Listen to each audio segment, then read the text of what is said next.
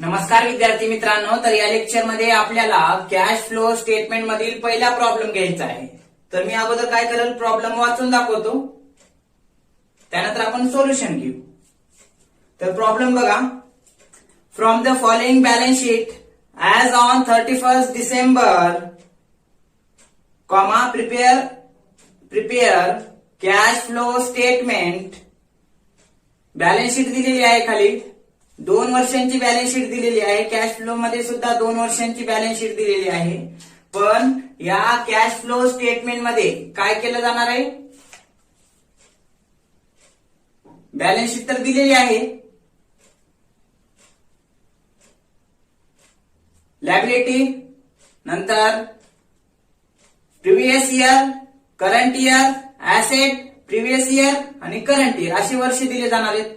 पण या प्रॉब्लेम मध्ये काय दिलंय, सुरुवातीला लायबिलिटी दिले, त्यानंतर करंट इयर अगोदर कॉलम दिलाय करंट इयरचा, त्यानंतर म्हणजे चालू वर्ष 2010 अगोदर दिलाय कॉलम आणि 2009 चा कॉलम नंतर दिलेला आहे. हे लक्षात, म्हणजे करंट इयर अगोदर, प्रिव्हियस इयर नंतर. तसंच ऍसेट, करंट इयर जे काही इयर आहे 2010 आणि नंतर प्रिव्हियस इयर म्हणजे 2009 असं दिलेलं आहे. तर मी अगोदर पद वाचून घेतो लायबिलिटी साइडचे.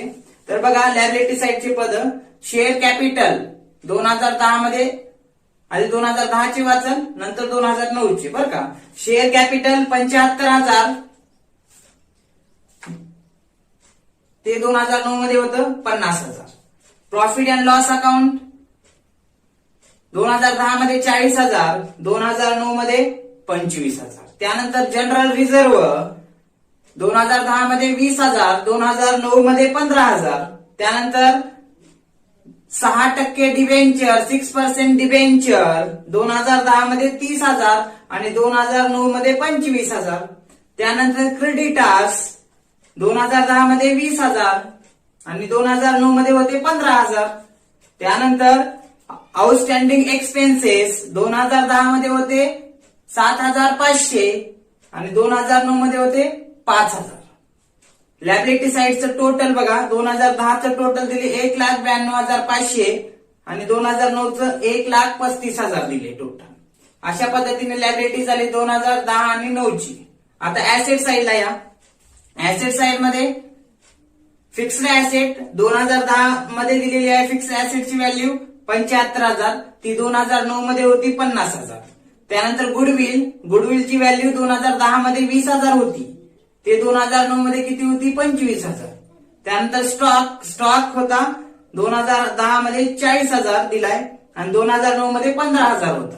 त्यानंतर डेटार्स 2010 मध्ये 40,000 होता, 2025 मध्ये 2009 मध्ये किती, 25,000 होता. बिल्स रिसिवेबल 2010 मध्ये 10,000 होता, 2009 मध्ये 15,000 होता. त्यानंतर बँक 7,500 2010 मध्ये आणि 5,000 2009 मध्ये. जर ऍसेट साइडचं 2010 चं टोटल बघितला तर 1,92,500 आणि 2009 चं सुद्धा काय 1,35,000 असं टोटल दिलेलं आहे. हे बॅलन्स शीट झाली. तर आपल्याला काय करायचे, कॅश फ्लो स्टेटमेंट तयार करायचे for the year ended 31 December 2010, बर का. त्याच्यामध्ये काय करायचं, आखून घ्या मग. पर्टिक्युलर रुपीज हे लक्षात. त्यासोबतच काय, ह्याच्या खालीच ही आहे बर का. म्हणजे 3 ऍक्टिव्हिटीज पासून आपल्याला काय कॅश फ्लो घ्यायचे. सुरुवातीला ऑपरेटिंग ऍक्टिव्हिटीज, त्यानंतर इन्व्हेस्टिंग ऍक्टिव्हिटीज आणि त्यानंतर फायनान्सिंग ऍक्टिव्हिटीज आणि शेवटी opening balance of cash and cash equivalent, closing balance of cash and cash equivalent. दोघातला फरक म्हणजे काय, net increase from cash flow statement, किंवा मग त्यालाच म्हणता येईल काय, net increase in cash flow. हे लक्षात असं घ्यायचे. आणि जे काही net increase in cash flow म्हणजे ते आपलं आन्सर असणार आहे. आन्सर ऑलरेडी दिलं जाणार आहे बॅलन्स शीट मध्ये, आपल्याला हे पण काढायचे. हे सर्व शोधायचे की तेवढं आन्सर येईल आपलं, बरं का. मग काय करा, अगोदर हे लिहून घ्या. मग ए नंबरची activity, cash flow from operating activity.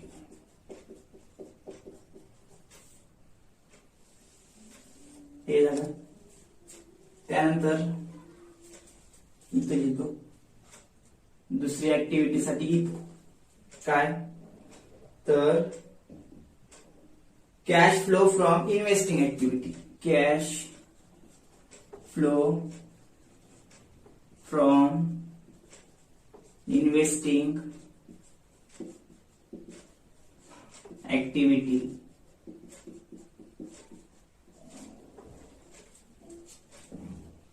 Activities करा मोर दॅन आहेत ना इथे केला तरी more than activities.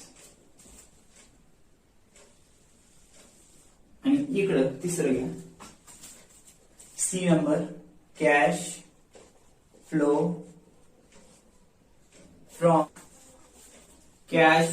From financing cash flow from financing activities. हे लक्षात. अशा पद्धतीने आपल्याला काय कॅश फ्रॉम ऑपरेटिंग ऍक्टिव्हिटीज कॅशचा इथून इनफ्लो आणि आउटफ्लो होऊ शकतो आपण बघितले थिअरी मध्ये, किंवा इथून होऊ शकतो किंवा इथून इनफ्लो किंवा आउटफ्लो होऊ शकतो. तर काय करायचं प्रॉब्लेम दिलेला आहे तर प्रॉब्लेम मध्ये काय बघायचं की शेवटी जायचं बॅलन्स शीट मध्ये आणि बॅलन्स शीट मध्ये बघायचं कॅश आणि कॅश इक्विवलंट आहे का. कॅश आणि कॅश इक्विवलंट म्हणजे काय बँक बॅलन्स किंवा मग कॅश इन हँड असं जर असेल तर इथे शेवटी लिहायचं जे कॅश ऍट द बिगिनिंग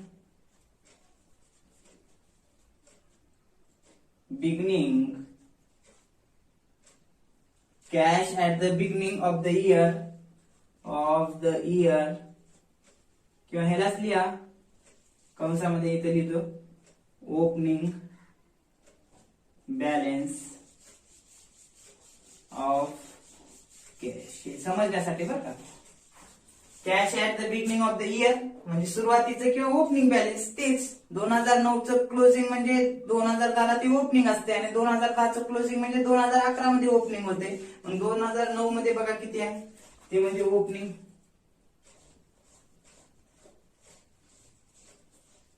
इकडे आउटरलाच लिहा किती आहे 5000 हे लक्षात. त्यानंतर क्लोजिंग पण लिहून घ्या त्यालाच म्हणतात काय cash at the end of the year किंवा त्यालाच किंवा काय लिहायचं क्लोजिंग बॅलन्स ऑफ कॅश. ज्या लिहून मग किती दिले क्लोजिंग म्हणजे चालू वर्षाचं 7500 हे 500 लक्षात. हे लिहून घेतल्यानंतर काय करायचं मग इथं दोघातला फरक मागच्या वर्षी होते किती 5000 या वर्षी झाले 7500 वाढलेत का घटलेत वाढलेत ना कितीनं 2500 म्हणजे इनफ्लो झालाय कितीनं 2500 दोघातला फरक म्हणजे इथं लिहायचं 2500. त्याला काय नाव द्यायचं तर net increase in cash flow. काय झाले कॅश फ्लो स्टेटमेंट मध्ये काय केलं जाणार आहे कॅशचाच विचार केला जाणार आहे बरोबर कॅश आणि कॅश इक्विवलंटचा. मग बघा बॅलन्स शीट मध्ये दिलेला आहे ओपनिंग बॅलन्स म्हणजे 2009 म्हणजे इथं 2008चं क्लोजिंग म्हणजे 2009चं ओपनिंग बरोबर 2009चं क्लोजिंग म्हणजे 2010चं ओपनिंग. मग इथं किती आहे 2009चं 5000 आहे बरोबर आणि 2010चं 7500. दोघांमध्ये फरक बघितला तर चालू वर्षामध्ये वाढ झालेली आहे कॅश म्हणजे कॅश वाढले इनफ्लो झालाय मग किती आहे 2500 वाढले बरोबर. मग त्याला काय लिहायचं net increase in cash flow 2500 वाढले. लक्षात. हे झालं आपलं उत्तर बॅलन्स शीट मध्ये दिलं जाते बरं का. किती 5,000 होतं 7,500 झाले, तो 2,500 वाढले, हे उत्तर. Net increase in cash flow. आता हे 2,500 कुठं वाढले? ऑपरेटिंग ऍक्टिव्हिटीज मध्ये का इन्व्हेस्टिंग ऍक्टिव्हिटीज मध्ये का फायनान्सिंग ऍक्टिव्हिटीज मधून? म्हणजे हे कुठून आले? जे काही इन्क्रीज झालेलं आहे 2,500 ते आपल्याला आता बघावं लागते. हे झालं. आता या मग इकडं घ्या, मग एक एक एक एक सोडत जाऊ. सुरुवातीला ऑपरेटिंग ऍक्टिव्हिटीज, मग cash flow from investing activities and cash flow from financing activity. आता सायमल्टेनियसली आपण बघणार आहोत काय? बॅलन्स शीट चे पद. जेव्हा बॅलन्स शीट आपण विचारात घेऊ, एक एक एक एक पद घेत जायचं आणि जिथं पद येईल तिथं पुट करत चालायचं. आहे लक्षात? तर बघा आता बॅलन्स शीटच्या लायबिलिटी साईडला येऊ.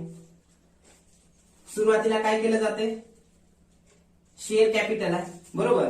शेअर कॅपिटल बघा, 2009 मध्ये 50,000 होतं, 2010 मध्ये किती झाले? 75,000 झाले. म्हणजे 2009 मध्ये 50,000, 2010 मध्ये 75. वाढले काय घटलंय? वाढलंय ना. जर वाढलं असेल तर इश्यू ऑफ शेअर्स. शेअर्स काय केलेत आपण? शेअर कॅपिटल इश्यू केले. शेअर इश्यू केल्यानंतरच पैसे येतात. इनफ्लो असेल तर आपण काय करतो? मग काय करतो? ऍड करतो. हे लक्षात? कुठे येईल मग? बिझनेस करायचे तर पैसा लागेल, इन्व्हेस्ट काही करावं लागेल. इन्व्हेस्ट करायचं तर फायनान्स लागेल. फायनान्स कुठून येतो? एक तर इश्यू ऑफ डिबेंचर किंवा इश्यू ऑफ शेअर्स किंवा मग लोन टेकन असेल. आता इथं काय केलंय? शेअर कॅपिटल आहे, 50,000 होतं 2009 मध्ये, चालू वर्षात 75 झाले, म्हणजे 25,000 वाढले, म्हणजे इन्क्रीज झाले, इनफ्लो झालाय, बरोबर. कॅश आले. मग कॅश आले तर कुठे घ्यायचं? फायनान्सिंग ऍक्टिव्हिटीज मध्ये. का घ्यायचं? कारण इनफ्लो झालाय ना. म्हणून घ्या मग इथं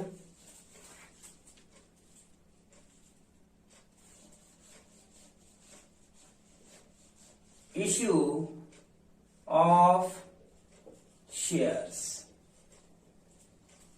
इश्यू ऑफ शेअर्स किती? 25,000. आता काय करायचं? जे आपल्याला लेस करायचे ते मायनस कंसामध्ये घ्यायचं, ब्रॅकेट मध्ये घ्यायचं, आणि जे ऍड करायचे ते काय करायचं? ब्रॅकेट मध्ये घ्यायचं नाही. आहे लक्षात? जे काही मायनस करायचे, लेस करायचे. आउटफ्लो झाला तर आपण काय करतो? लेस करतो, बरोबर. मग आउटफ्लो असेल तर कंसात घ्यायचं, वजा करता येते, आणि इनफ्लो असेल तर असं घ्यायचं. मग शेअर्स इश्यू केले, कॅशचा इनफ्लो झालाय का आउटफ्लो झालाय? इनफ्लो झालाय. 25,000 घेतले, इश्यू ऑफ शेअर्स. त्यानंतर पुढे प्रॉफिट अँड लॉस अकाउंट. हे लक्षात? आता प्रॉफिट अँड लॉस अकाउंट दिलेला आहे, मग आपल्याला काय करावं लागेल? प्रॉफिट अँड लॉस अकाउंट हे आपल्या ह्याच्या संबंधी ऑपरेटिंग ऍक्टिव्हिटीज मध्ये आहे, ऑपरेटिंग ऍक्टिव्हिटीज साठी आहे, बरोबर. मग आपल्याला काय करावं लागेल? इथं ऑपरेटिंग ऍक्टिव्हिटीज मध्ये घ्यावं लागेल काय? Net profit before tax and extra ordinary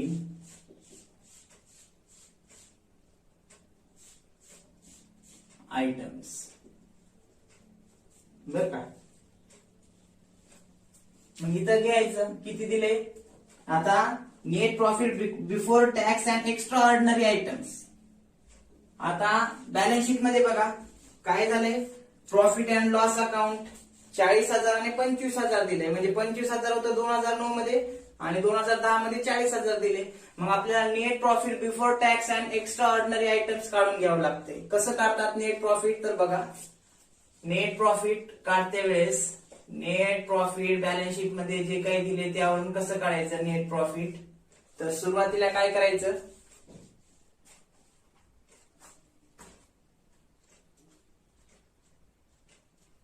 profit and loss अकाउंटचं क्लोजिंग बॅलन्स घ्यायचं. प्रॉफिट अँड लॉस अकाउंटचं क्लोजिंग बॅलन्स घ्यायचं. कोणतं closing? Profit and loss account closing balance किती दिले? क्लोजिंग बॅलन्स 2010चं म्हणजे क्लोजिंग किती आहे? 40,000. करंट इयरचं म्हणजे क्लोजिंग असते, बरं का. ते घेतले 40. त्याच्यामधून काय करायचं? Opening balance of profit and loss account वजा करा, less opening balance of profit and loss account किती दिले बघा, किती 25,000 आहे बरोबर. वजाबाकी करा, हे लक्षात ते राहू द्या असंच. मग ऍड करा, वजाबाकी केलं तर काही अडचण नाही, पण एकदाच करू. ऍड काय काय केले जाते बघा. ऍड केलं जाते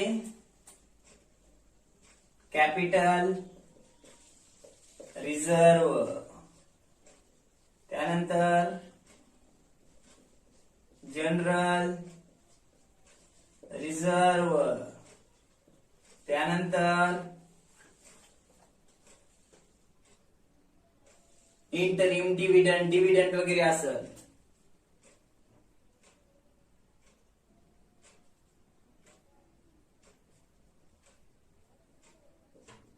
इंटरिम डिव्हिडंड प्रोव्हिजन असं, किंवा इन्कम टॅक्स प्रोव्हिजन असेल.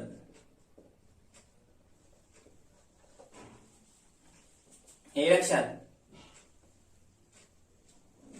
अशा पद्धतीने काय कॅपिटल रिझर्व, जनरल रिझर्व आणि interim dividend provision, income tax provision असेल तर असं ऍड करायचं. काय ऍड करायचं? कारण आपण आपल्याला जो काही नेट प्रॉफिट होतो, प्रॉफिट अँड लॉस किंवा मग जे काही ऑपरेटिंग ऍक्टिव्हिटीज मधून बरोबर आपण प्रॉफिट अँड लॉस अकाउंटला दाखवतो. मग त्याच्यामधून काय करतो आपण, विशिष्ट रक्कम कॅपिटल रिझर्वला पाठवतो. लाभांश म्हणून लाभांश देण्यासाठी विशिष्ट रक्कम काढून ठेवतो बरोबर.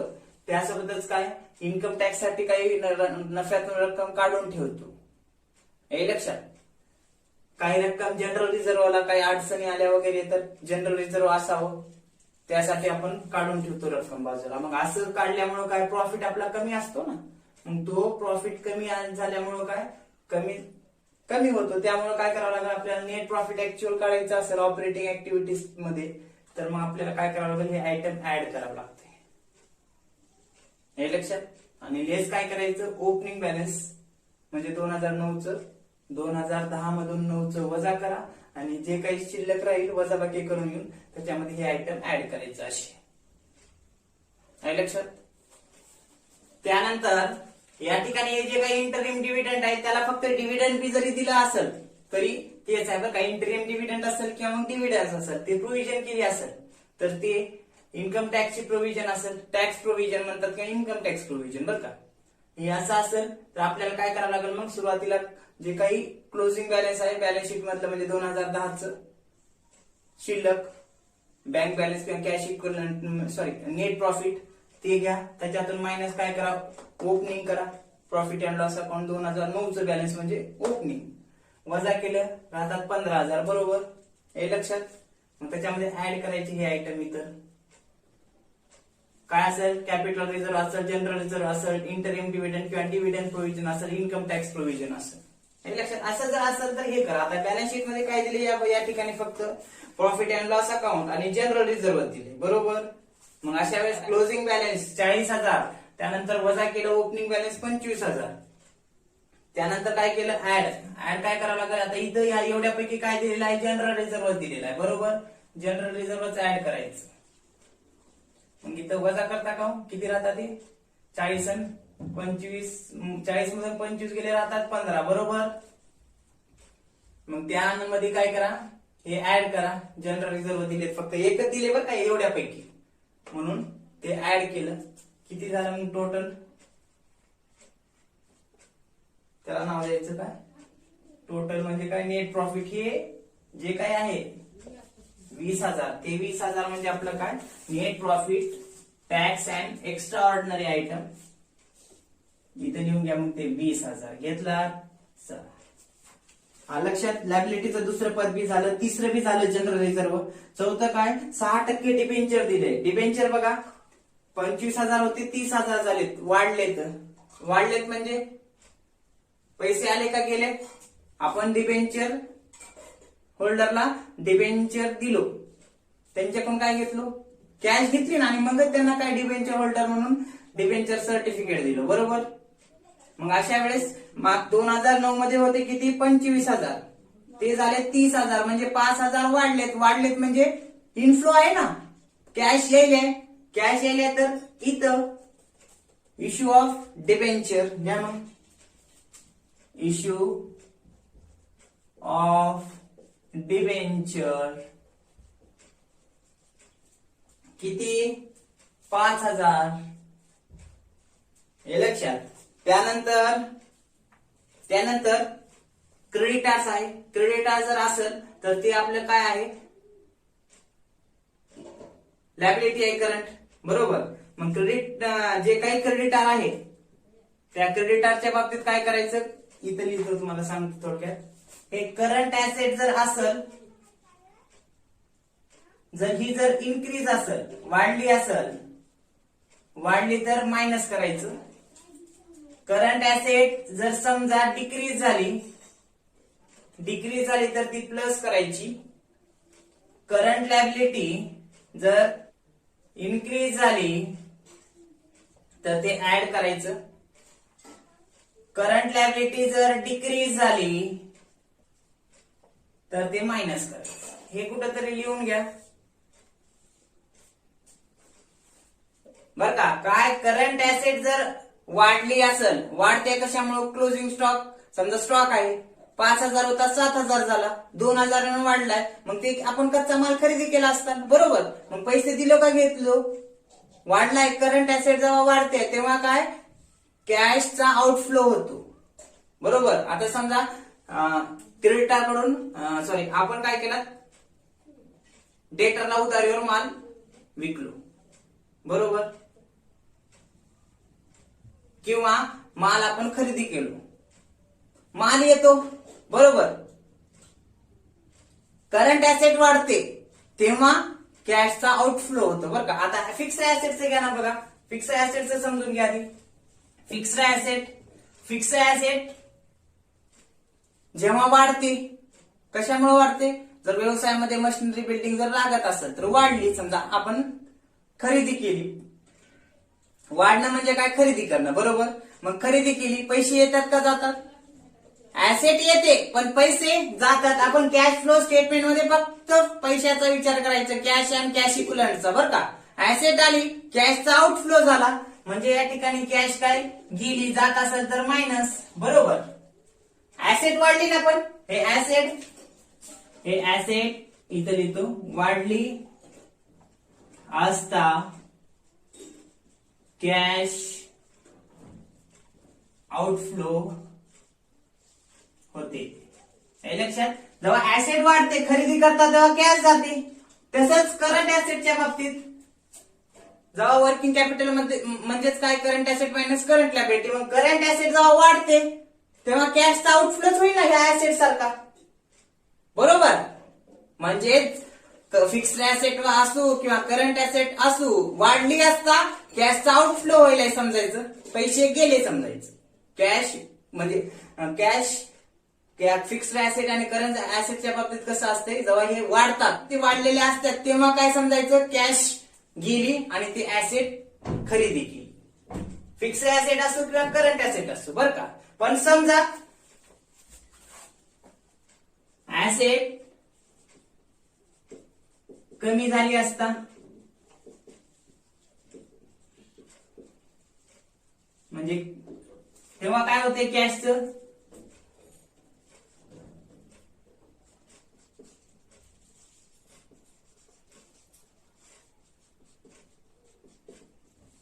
बघा. आता ऍसेट आपल्याकडे होती 5 लाखाची समजा, आणि ती आता 2 लाखाचीच झाली.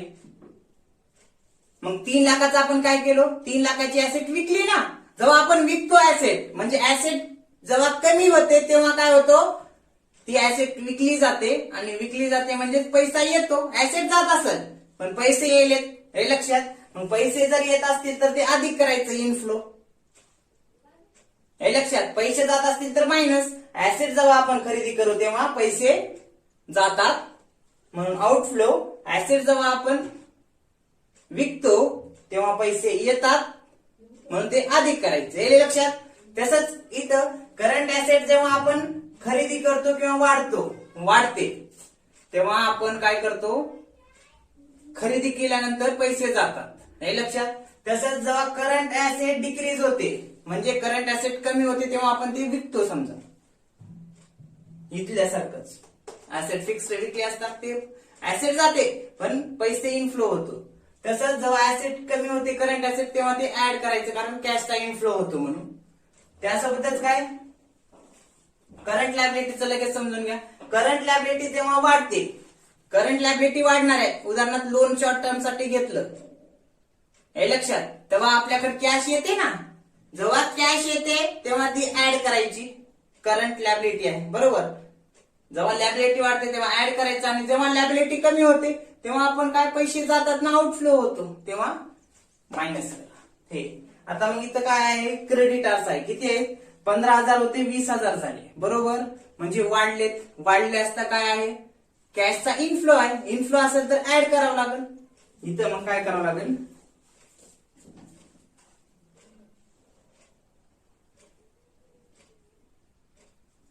ऍड increase in creditors, बघा 20,000 मधून 5,000 वजा करा तुम्हाला समजण्यासाठी. 15,000 अगोदर होते 2009 ला, 2010 मध्ये 20,000 झाले, म्हणजे ते वाढले तर कॅश आले समजायचं, आणि मग ते ऍड केले, किती, 5,000. ऍड जर करू तेव्हा आपण काय, प्लस हे पद, बरोबर.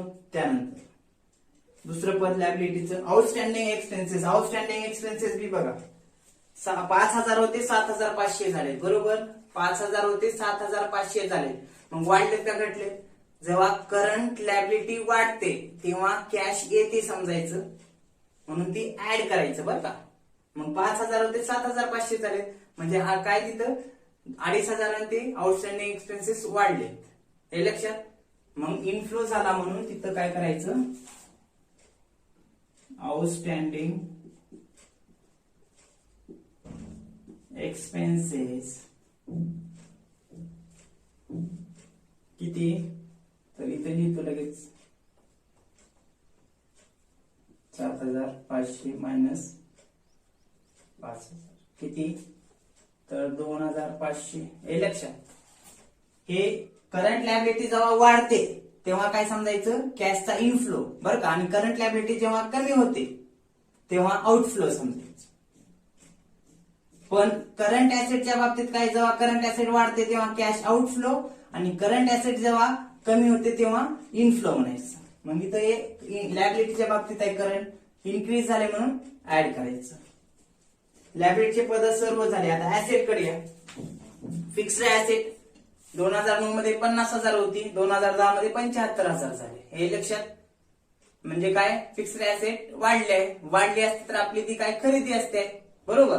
खरेदी असेल तर आपल्याला काय करावं लागेल, मग आपण आता हे फायनान्स झालं, पैसा गोळा करायचा असेल तर इथं येते. पण आता इन्व्हेस्टिंग आहे, पैसा आपण गुंताला फिक्स्ड ऍसेट मध्ये, मग इन्व्हेस्टिंग असेल तर इथं घ्या. मग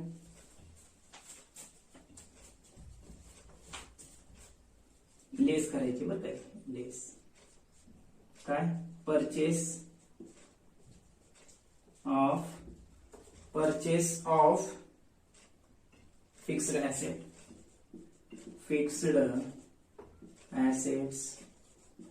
हे लक्षात. बघा फिक्स्ड ऍसेट किती होत्या, 50 होत्या 75 झाले, इथे लिहितो 75 मायनस 50, बरं का.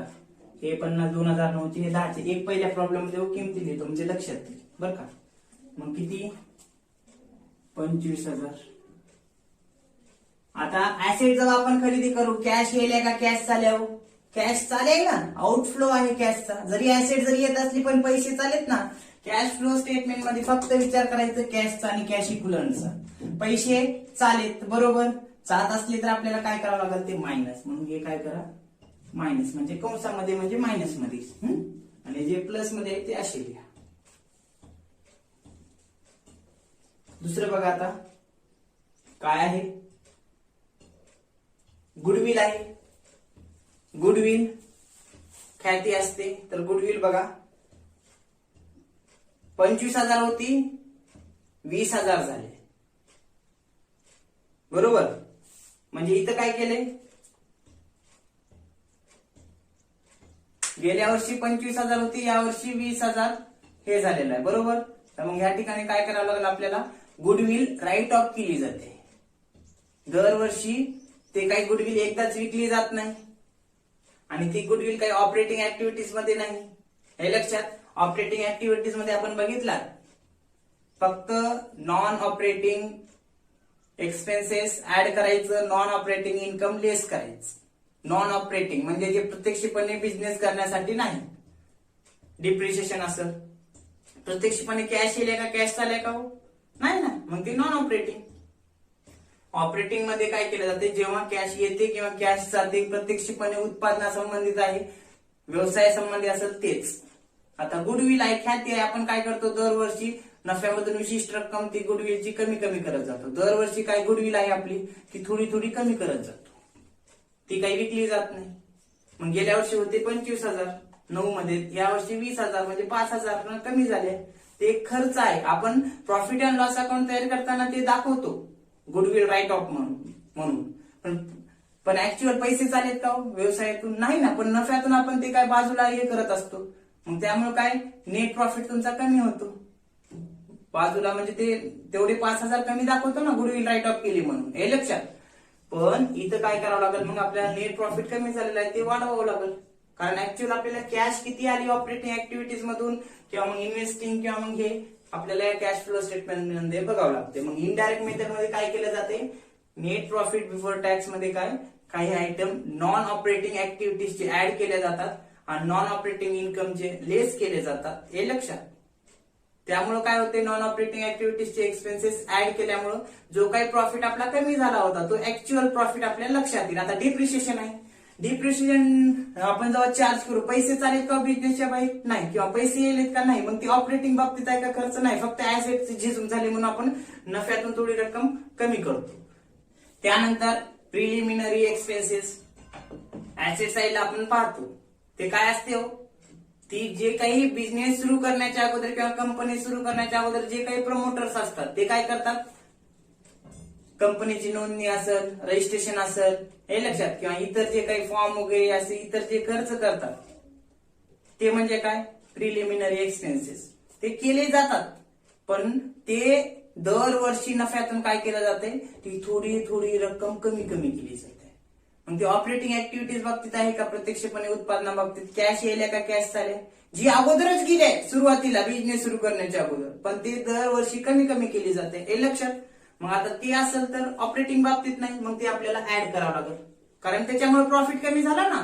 मग प्रॉफिट आपल्याला किती आहे ते काढण्यासाठी ते ऍड करावं लागेल. लॉस झाला असेल किंवा प्रॉफिट झाला असेल ऍसेट वरती, मग ते आपलं प्रत्यक्षपणे ऑपरेटिंग बाबतीत आहे का, नाही ना, उत्पादना बाबतीत नाही. मग असे आयटम इन्कम असेल तर लेस करायचं नॉन ऑपरेटिंग ऍक्टिव्हिटीज. हे लक्षात. आणि जर प्रॉफिट असेल तर लेस आणि लॉस असेल तर ते खर्च म्हणून ऍड करायचं नॉन ऑपरेटिंग, प्रत्यक्षपणे उत्पादना बाबतीत नाही म्हणून. हे लक्षात. ते आता बघा गुडविल मग 25,000 होती, 20,000 झाले, 5,000 कमी झाले, म्हणजे प्रॉफिट मधून आपण 5,000 रक्कम कमी केली. हे लक्षात. मग ते आपल्याला ऍड करावं लागेल, कारण ते प्रत्यक्षपणे ऑपरेटिंग ऍक्टिव्हिटीज बाबतीत नाहीच. कारण इथं ऍड काय, गुडविल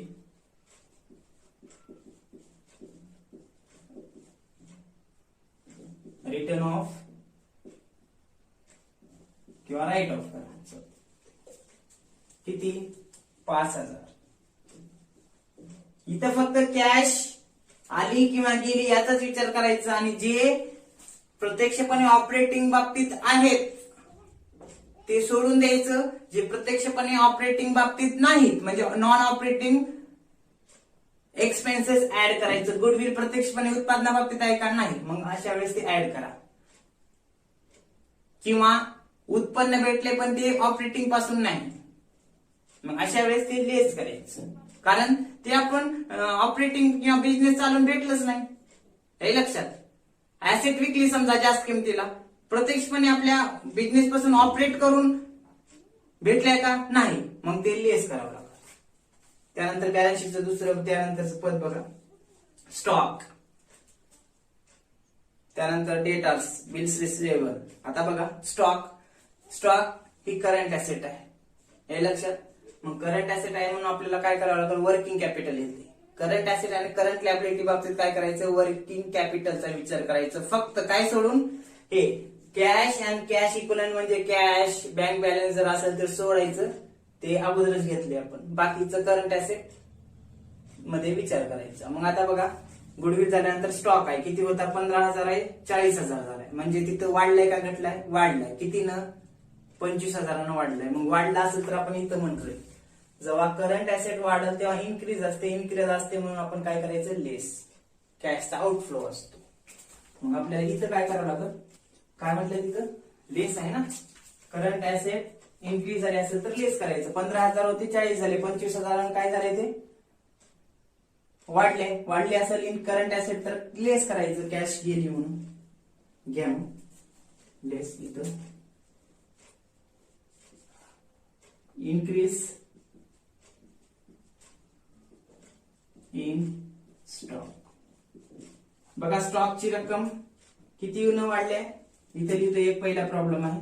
होते 40,000 झाले, होते 15,000, किती न वाढले, 25,000. 25,000 आहे तर ते आपल्याला काय करावं लागेल, मायनस करावं. मायनसचे कंसामध्ये घेतो बरं का ते. त्यानंतर बॅलन्स शीट मध्येच बघा डेटार्स आहेत, 25 होते ते 40 झाले. स्टॉक किती होता, 15 होता, 40 झाले. पण डेटार्स 25,000 होते 40,000 झाले. डेटार्स पण वाढले, डेटार्स बी वाढले. आपण म्हटलं करंट ऍसेट जर असेल इन्क्रीज झाले असेल तर मायनस करा. मग करा मग मायनस. इथं increase in debtors, increase in debtors.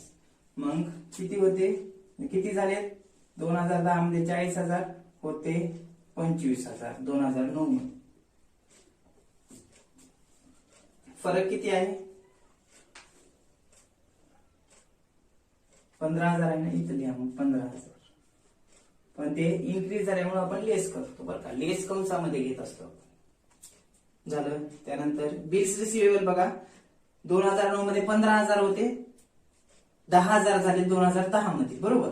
मग आता इथं बघा 15 होते 10 झालेत म्हणजे कमी झालेत. कमी झाली असेल करंट ऍसेट तर आपण काय म्हणतो, करंट ऍसेट जेव्हा कमी होईल तेव्हा आपण काय करतो, ऍड करतो. ऍड करा.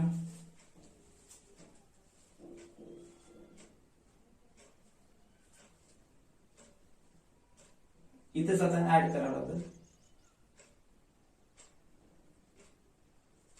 Decrease in bills receivable. Decrease in bills receivable किती होते बघा,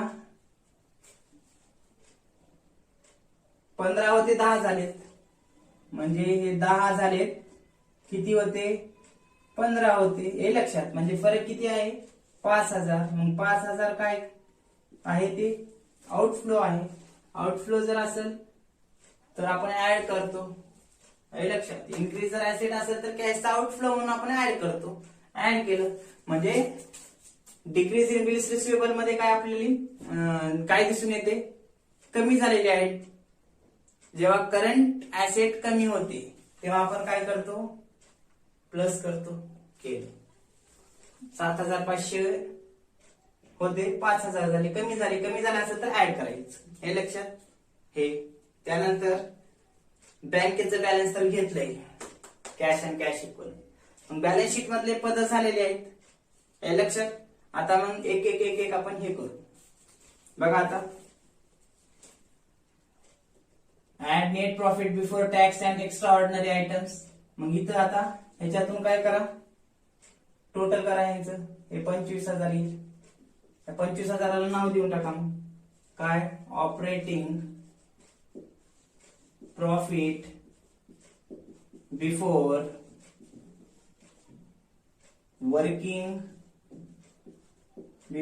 वर्किंग कॅपिटल चेंजेस, हे लक्षात. त्याच्यामध्ये काय केलं, हे ऍड केलं. काय ऍड करायचं, इन्क्रीज इन क्रेडिटार 5,000 ऍड करा, आउटस्टँडिंग एक्सपेन्सेस ऍड करा, decrease in bills receivable add करा 25,000 मध्ये, आणि वजा काय करा, increase in stock, decrease in डेटा, ते वजा करा. जे कंसात आहे ते वजा करायचं. मग हे ऍड केल्यानंतर किती होते, एकदाच आपण फायनल खाली करू का, बरं ठीक आहे. इथं हे 25, 25 30, 30 आणि 35, 35 आणि 2.5, 37,500, 37,500 मधून हे वजा करा, किती येते बघा,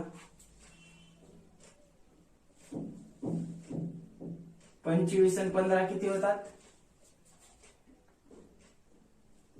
25 आणि 15 40, वरले किती होईल, 25,000, 5,000, हे 25, 30, 35, 37, 2.5 मिळाल्या 37,500.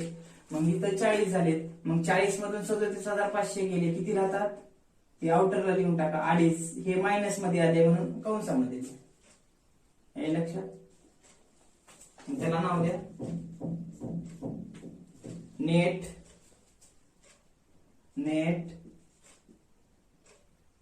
Cash use in operating activities. हे लक्षात. काय केलं परत सांगतो बघा. ऑपरेटिंग ऍक्टिव्हिटीज मध्ये net profit before tax and extra ordinary item घ्यायचं, जे की प्रत्यक्षपणे ऑपरेटिंग बाबतीत नाहीत. हे लक्षात. अशी त्याच्यात ऍड करा net profit before tax and extra ordinary item.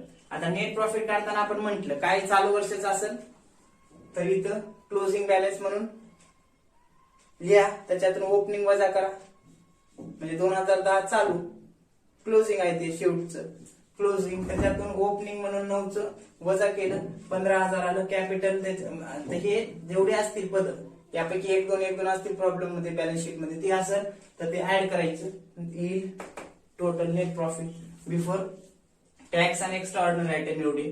त्याच्यात ऍड नॉन ऑपरेटिंग ऍक्टिव्हिटीज पासून जे काही खर्च झालेले आहेत ते ऍड करायचं. लेस काय करायचं, नॉन ऑपरेटिंग इन्कम, ऍसेट बिसेट वगैरे विकली असेल तर वगैरे. त्यानंतर त्याच्यामध्ये ते जेव्हा आपण ऍड करू, आता हे नॉन ऑपरेटिंग, इथं नॉन ऑपरेटिंग इन्कम आहे का नाही प्रॉब्लेम मध्ये, ठीक आहे. मग नॉन ऑपरेटिंग एक्सपेन्सेस ऍड करा. ऍड केल्यानंतर काय येते, operating profit before working capital. Working capital म्हणजे काय, current asset minus current liability. म्हणून इथं ऑपरेटिंग प्रॉफिट आलं कधी, बिफोर वर्किंग कॅपिटल चेंजेस. मग त्याच्यामधून काय केलं, ऍड करायचं. काय करायचं ऍड, की करंट ऍसेट किंवा करंट लायबिलिटी. आता तिथं पण विचार करावा लागतोय, करंट ऍसेट जर वाढली असता मायनस करायचं, आणि करंट ऍसेट जर कमी झाले तर ऍड करायचं. मग इथं बघा ऍड काय केले, जेव्हा आपण आता उलट, जेव्हा करंट ऍसेट जर वाढली असेल तर मायनस करा, करंट लायबिलिटी करंट ऍसेट जर वाढली असेल तर मायनस करा, करंट ऍसेट जर कमी झाली असेल, डिक्रीज झाली असेल तर ऍड करा. करंट लायबिलिटी जर वाढली असेल तर ते ऍड करा, करंट लायबिलिटी जर कमी झाली तर ती लेस करा. हे लक्षात. बघा आता इथं क्रेडिटार वाढलेत मग ते इन्क्रीज करायचं. जेव्हा क्रेडिट लायबिलिटी वाढते तेव्हा पैसे येतात, इनफ्लो होतो.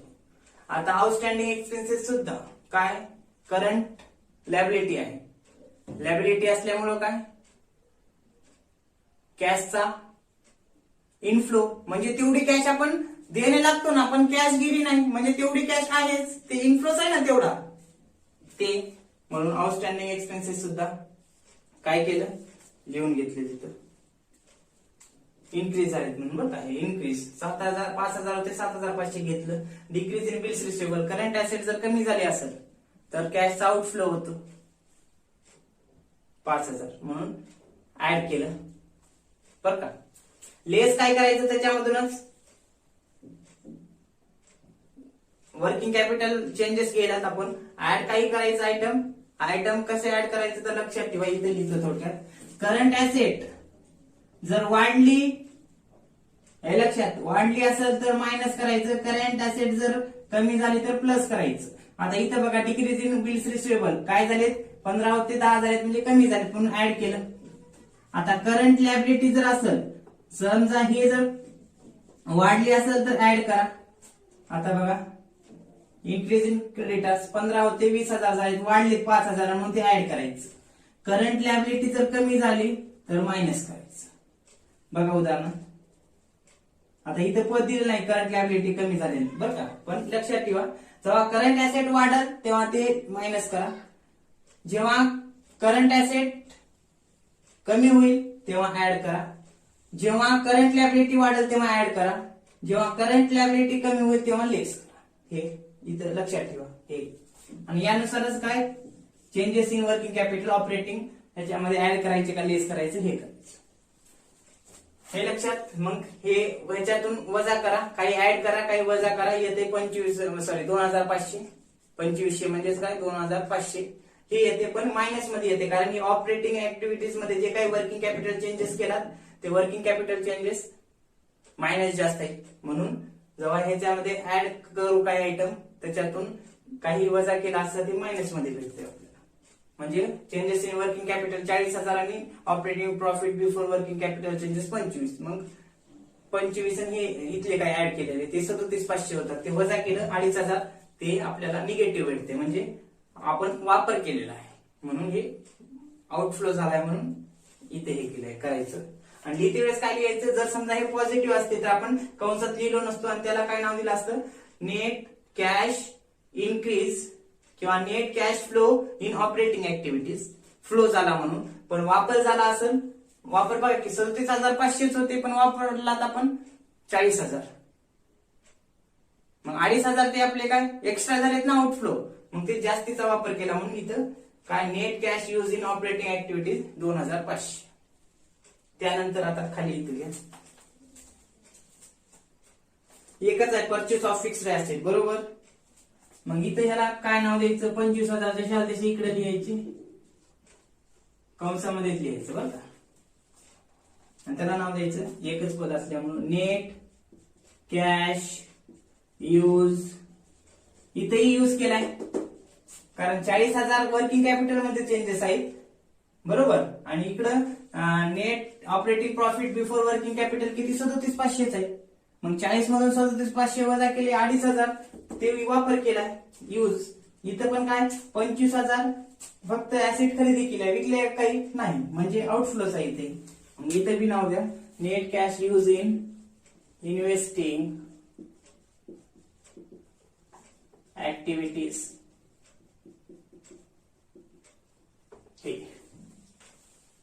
लक्षात.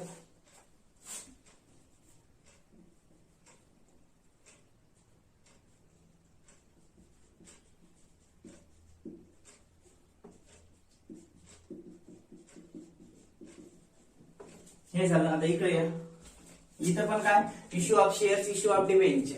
मग आता हे पॉझिटिव्ह मध्ये आहेत, कंसात नाहीत म्हणजे पॉझिटिव्ह आहेत, इनफ्लो झालाय. मग याचं टोटल करा किती होते 25 आणि 5 30,000 बरोबर. त्याला नाव द्या मग नेट कॅश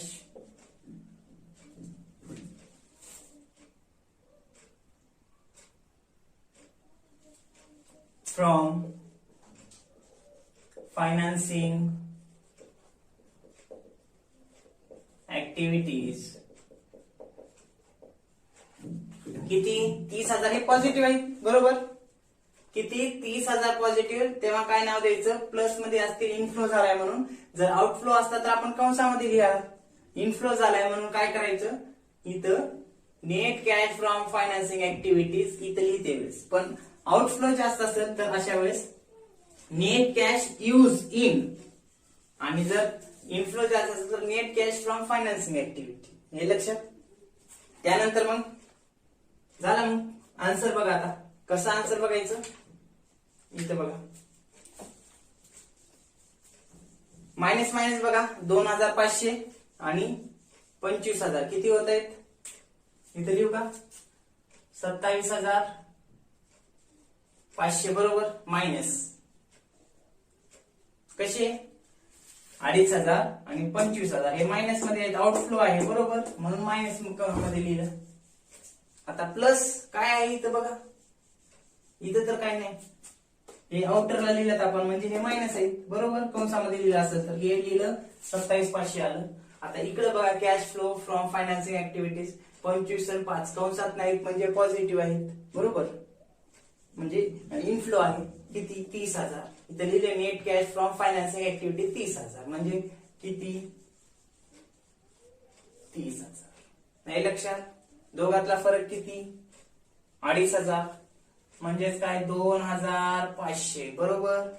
पॉझिटिव्ह का निगेटिव्ह, म्हणजे इनफ्लो आहे का आउटफ्लो, प्लस असेल तर इनफ्लो म्हणून 2,500.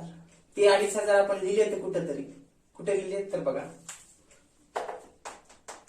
Net increase in cash flow किती 2,500. आन्सर अगोदरच आपल्याकडे होतं बरोबर, फक्त ते कसं आलं यासाठी एवढं करावं लागलं. नाही लक्षात. मग आता बाकी या 30,000 मधून हे मायनस वजा करा, हे दोन किती राहतात 2,500. ते 2,500 इथं टोटल आन्सर आलेला आहे. म्हणजेच आपल्याला काय कळतं या कॅश फ्लो स्टेटमेंट मध्ये बॅलन्सिंग, ओपनिंग बॅलन्स आणि क्लोजिंग बॅलन्स. हे लक्षात, जे काही दिलेलं आहे त्याच्यावरूनच आपल्याला जे काही कॅश आणि कॅश इक्विवलेंट म्हणजे कॅश, बँक बॅलन्स जे काय त्यावरूनच आपल्याला कळतंय कॅश किती आले आणि कॅश किती गेले. मी सुरुवातीला सांगितलं 5,000 आणि 7,500 म्हणजे 5,000 होते 7,500 झाले, 2,500 काय वाढलेत म्हणून आपण इथं लिहून घेतलं होतं बरोबर. काय नाव देते त्याला net increase in cash inflow, पण ते 2,500 कसे वाढलेत ते या पद्धतीनं आपल्याला काढावं लागतं. हे लक्षात. तर अशा पद्धतीनं हा पहिला प्रॉब्लेम थोडक्यात सांगता येतो. पुढल्या लेक्चरमध्ये आपण दुसरा प्रॉब्लेम घेणार आहोत. ओके.